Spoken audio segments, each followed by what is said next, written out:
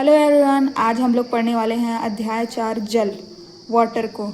जो देख सकते हैं 2011 से 2021 में 2 से 3 प्रश्न आए हुए हैं। जल पृथ्वी का लगभग 71% भूभाग जल से आच्छादित है, जो अधिकतर महासागरों व अन्य बड़े जल निकायों का हिस्सा होता है। इसके अतिरिक्त 1.6% भूगत जल और 0.001% जल वाष्प व बादल के रूप में पाया जाता है।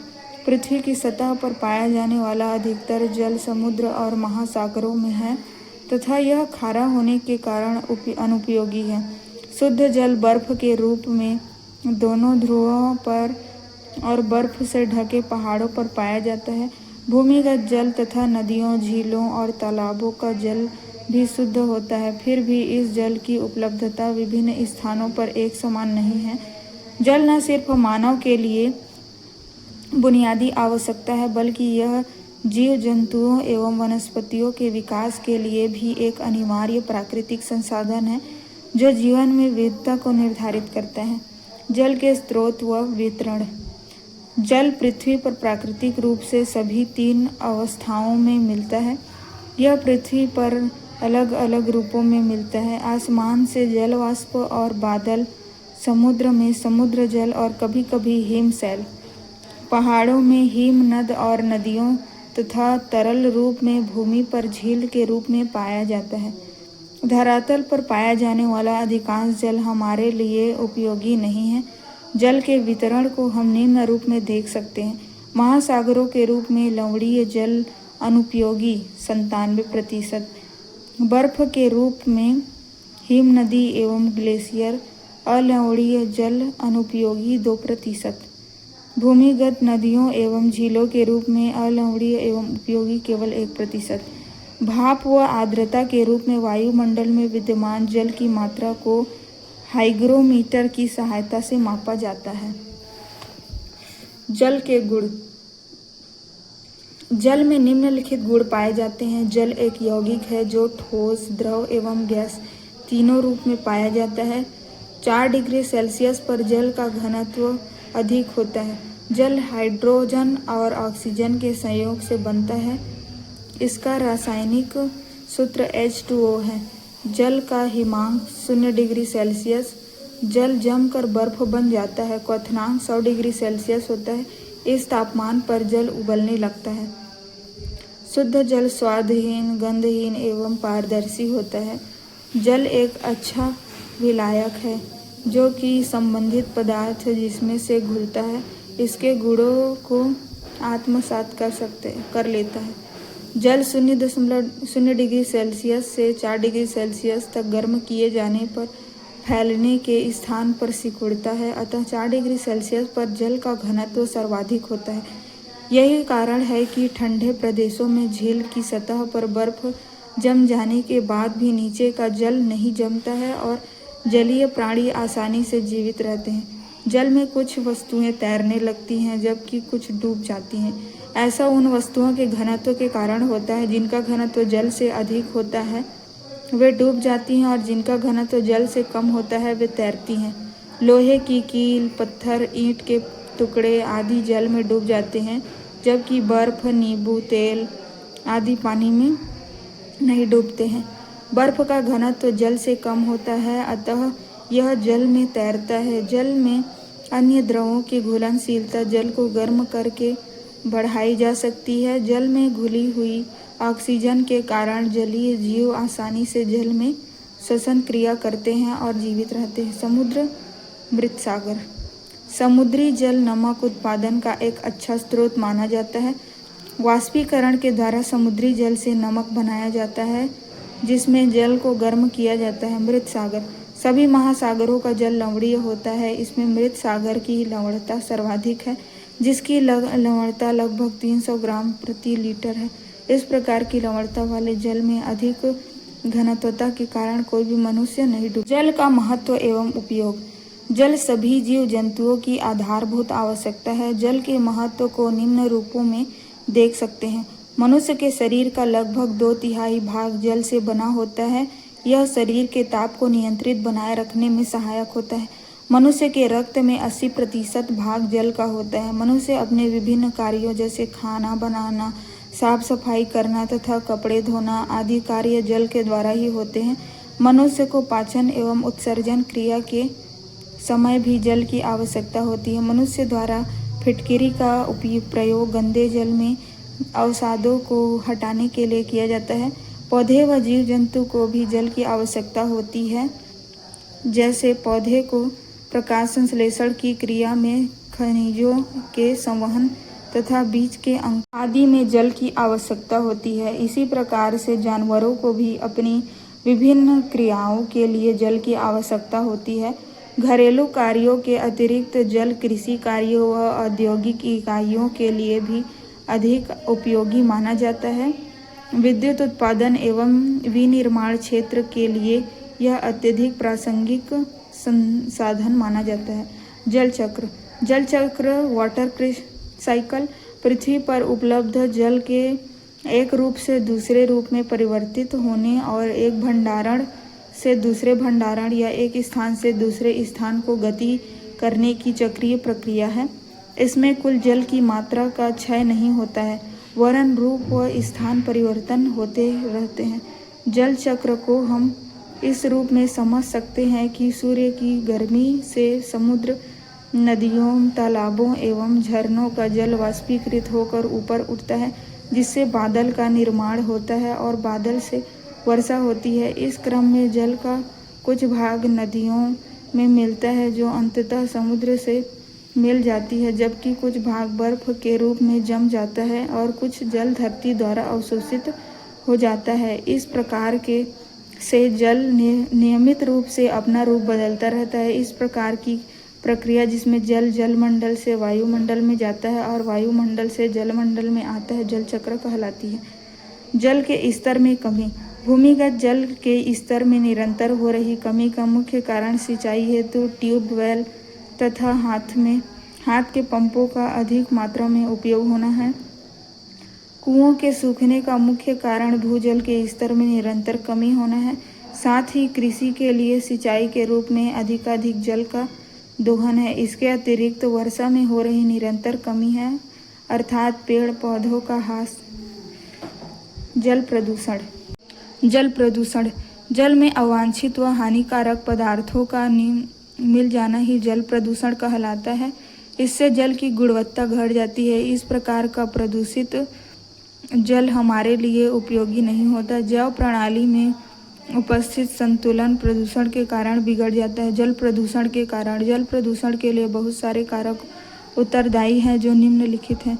घरेलू अपशिष्ट व मलमूत्र आदि का जल स्रोतों से मिलने के कारण, कपड़े धोने के बाद झाग युक्त पानी आदि का शुद्ध जल में मिलना, खेतों में रासायनिक उर्वरकों के प्रयोग से नदियों का जल प्रदूषित होता है।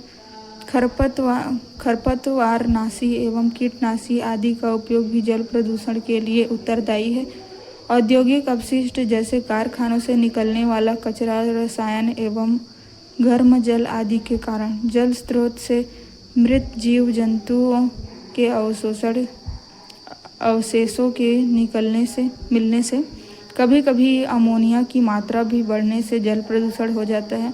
नदियों एवं तालाबों आदि के प्रदूषक स्तर को BOD बायोकेमिकल ऑक्सीजन डिमांड में मापा जाता है, क्योंकि प्रदूषणकारी तत्वों के कारण जल में O2 की मात्रा घट जाती है। जल प्रदूषण जल में अवांछित व हानिकारक पदार्थों का मिल जाना ही जल प्रदूषण कहलाता है।